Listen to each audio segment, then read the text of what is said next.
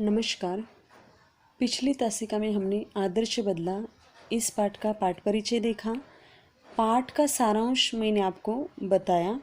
तो आज हम एक एक परिच्छेद पढ़कर उसका स्पष्टीकरण मैं आपको बताऊंगी। ध्यान से सुनिए।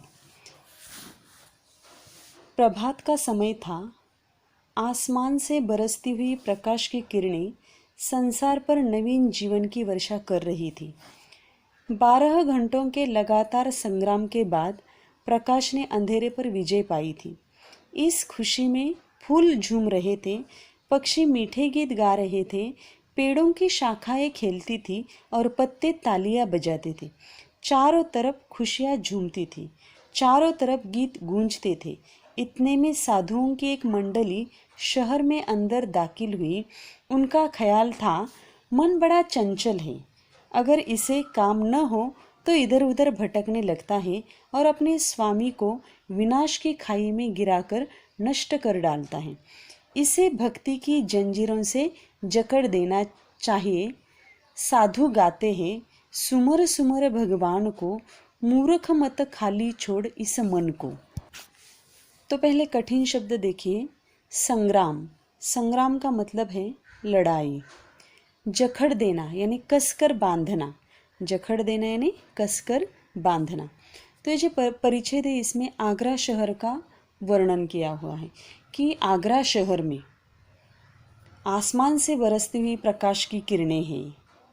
उसी के साथ साथ फूल झूम रहे हैं, पक्षी गीत गा रहे हैं, शाखाएं खेलती हैं और तभी इस शहर में एक साधु की मंडली गाना गाते गुनगुनाते हुए क्या कर देती है? प्रवेश कर देती है। साधु की मंडली शहर के अंदर दाखिल हुई है और अगर इसे काम न हो तो मनुष्य का मन क्या होता है? बड़ा चंचल होता है। उसे अगर कोई काम न हो, अगर वो इधर उधर भटकने लगता है और अपने स्वामी को विनाश की खाई में गिराकर नष्ट कर डालता है, तो उस समय भक्ति के जंजीरों से जकड़ देना चाहिए, मतलब भगवान के गुणगान करने चाहिए, ऐसा बताया है। तो यहाँ पर कौन से गीत वो साधु की मंडली गा रही है वो देखो। सुमर सुमर भगवान को, सुमर यानी स्मरण करना।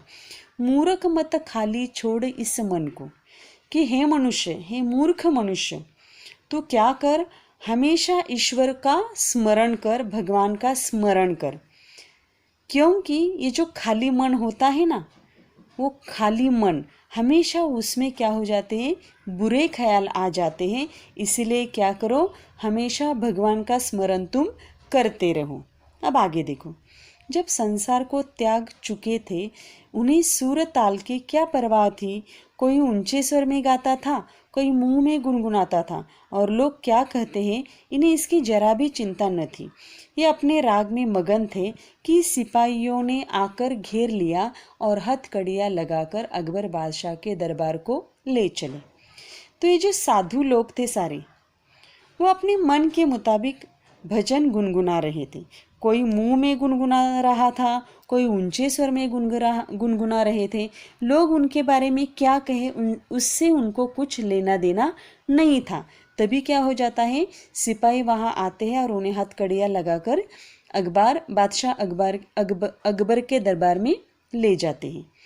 यह वह समय था जब भारत में अकबर की तूती बोलती थी और उसके मशहूर रागी तानसेन ने यह कानून बनवा दिया था कि जो आदमी राग विद्या में उसकी बराबरी न कर सके वह आग्रह की सीमा में गीत न गाए और जो गाए उसे मौत की सज़ा दी जाए। बेचारे बनवासी साधुओं को इसका पता नहीं था, परंतु अज्ञान भी अपराध है। मुकदमा दरबार में पेश हुआ। तानसेन ने राग विद्या के कुछ प्रश्न किए। साधु उत्तर में मुंह ताकने लगे।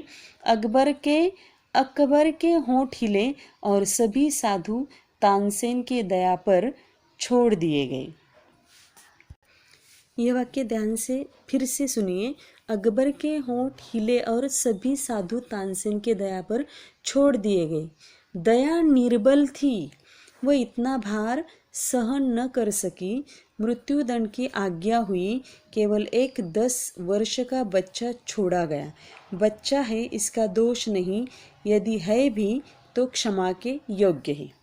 यानी क्या हुआ देखो कि ये सारे साधु जो गीत गा रहे थे उन्हें अकबर के दरबार में ले गए और क्या किया, वहाँ का जो मशहूर रागी तानसेन था उसने जो कानून बनवा दिया था कि क्या, कि जो भी राग विद्या में तानसेन की बराबरी न कर सके तो उसे वह आगरे की सीमा में गीत न गाए और जो गाए उसे मौत की सज़ा दी जाए।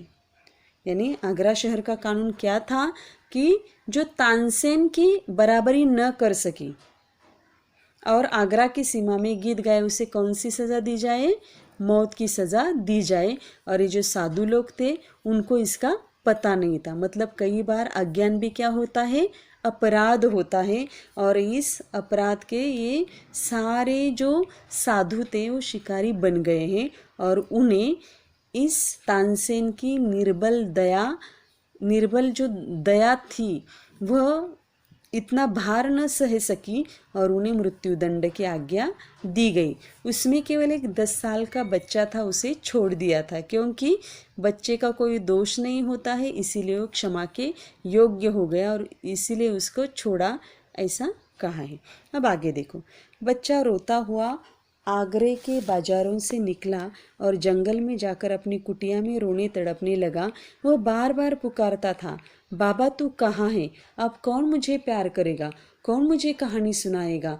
लोग आगरे की तारीफ करते हैं, अगर इसने मुझे तो बर्बाद कर दिया, इसने मेरे बाबा छीन लिया और मुझे अनाथ बनाकर छोड़ दिया। बाबा तू कहा करता था कि संसार में चप्पे चप्पे पर दलदलें हैं और चप्पे चप्पे पर कांटों की झाड़ियाँ हैं।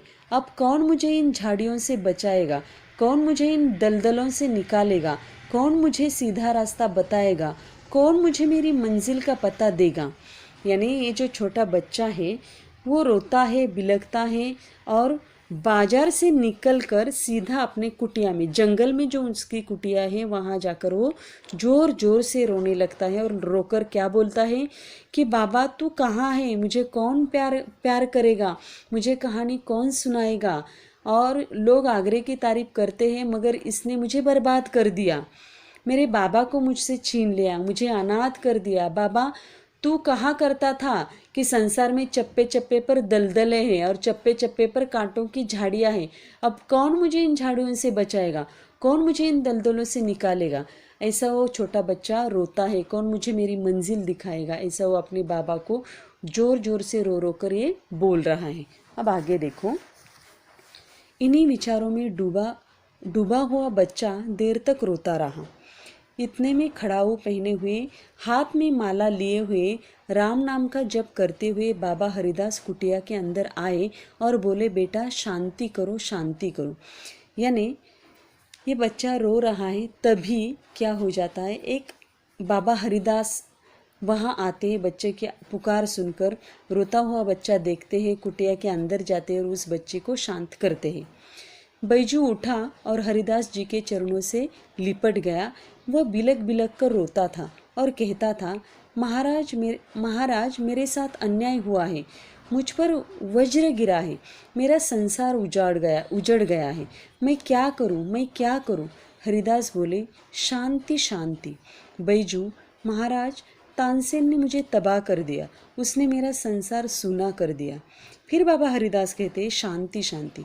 बैजू ने हरिदास के चरणों से और भी लिपट कर कहा, महाराज शांति जा चुकी, अब मुझे बदले की भूख है, अब मुझे प्रतिकार की प्यास है, मेरी प्यास बुझाइए। फिर हरिदास उसे कहते हैं कि शांत रहो बेटा। तो ये बच्चा रो रहा है, तभी कुटिया के अंदर कौन जाते हैं, बाबा हरिदास जाते हैं। तो बैजू उसे सारी कहानी बताता है कि मेरे पिताजी किस प्रकार गुजार गए वगैरह। उसके मन में बदले की भावना है, वो बदला लेना चाहता है। यानी इतना जोर जोर से वो चिल्ला कर बाबा हरिदास को कहता है कि मुझे उससे क्या करना है, बदला लेना है, मेरे अंदर प्रतिकार की प्यास है, मेरी वो प्यास बुझाओ। और बाबा उसे क्या कर रहे हैं, शांत कर रहे हैं। अब आगे देखो, बैजू ने करुणा और क्रोध की आंखों से बाबा जी की तरफ देखा उन आँखों में आंसू थे और आहें थी और आँख थी। जो काम जुबान नहीं कर सकती उसे आंखें कर देती है, और जो काम आंखें भी नहीं कर सकती उसे आँखों के आंसू कर देते हैं।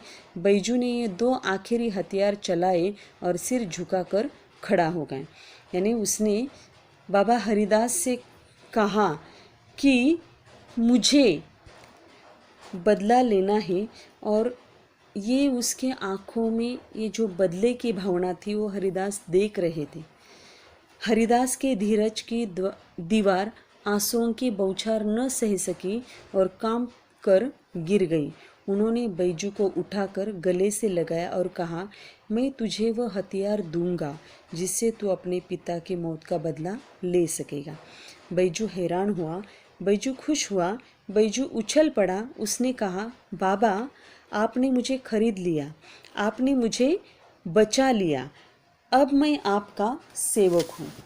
हरिदास, मगर तुझे 12 बरस तक तपस्या करनी होगी, कठोर तपस्या, भयंकर तपस्या।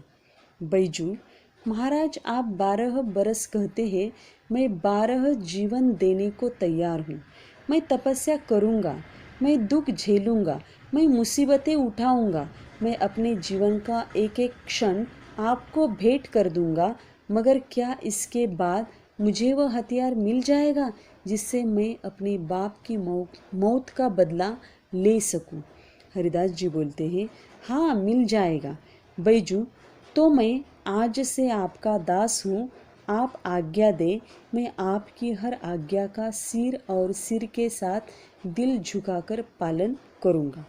यानी बाबा हरिदास जब उसे बोलते हैं कि मैं तुझे वो हथियार दूंगा, इस पर बैजू बहुत खुश होता है और हरिदास जी को कहता है कि मुझे वो हथियार दे दो।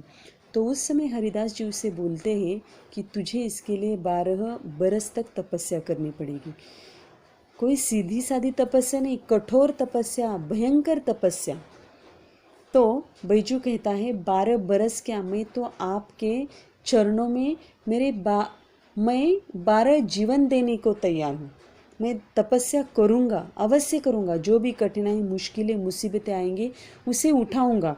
मैं अपने जीवन का एक एक क्षण आपको भेंट करता हूँ, लेकिन मुझे क्या करो, वो हथियार दे दो जिससे मैं अपने बाप की मौत का बदला ले सकूं। तो इस पर हरिदास जी उसको बोलते हैं कि मैं तुझे वो हथियार दे दूंगा। सिर झुकाकर बैजू क्या करता है, हरिदास जी को नमस्कार करता है। अब आगे देखो, ऊपर की घटना को 12 बरस बीत जाते हैं। जगत में बहुत से परिवर्तन हो गए, कई बस्तियां उजड़ गई, कई वन बस गए, बूढ़े मर गए, जो जवान थे उनके बाल सफ़ेद हो गए। यानी 12 बरस बीत जाने के बाद बहुत सारी जो घटनाएं वो क्या हो गई है, परिवर्तित हो गई हैं, बदल चुकी हैं। यानी कई बस्तियां उजड़ गई मतलब क्या, तबाह हो गई हैं। जो जवान थे वो बूढ़े हो गए हैं, यानी कुछ जवान लोग थे वो बूढ़े हो गए हैं। अब बैजू बावरा जवान था और राग विद्या में दिन ब दिन आगे बढ़ रहा था। उसके स्वर में जादू था और तान में एक आश्चर्यमयी मोहिनी थी। मोहिनी का मतलब है मन लुभाने वाली, यानी उसकी जो तान थी वो मन लुभाने वाली थी। गाता था तो पत्थर तक पिघल जाते थे और पशु पंछी तक मंत्रमुग्ध हो जाते थे। लोग सुनते थे और झूमते थे तथा वाह वाह करते थे। हवा रुक जाती थी, एक समा बन जाता था। समा बन जाना यानी रंग जमना। यानी बैजू बावरा अपनी संगीत विद्या में इतने माहिर हो गए थे कि इससे उसकी जो तान थी मन को लुभाने वाली थी। लोग उसका गाना सुनते थे तो झूम उठते थे। ऐसी संगीत विद्या उसने प्राप्त की थी। अब आगे का जो भाग है वो हम कल की तासिका में देखेंगे। धन्यवाद।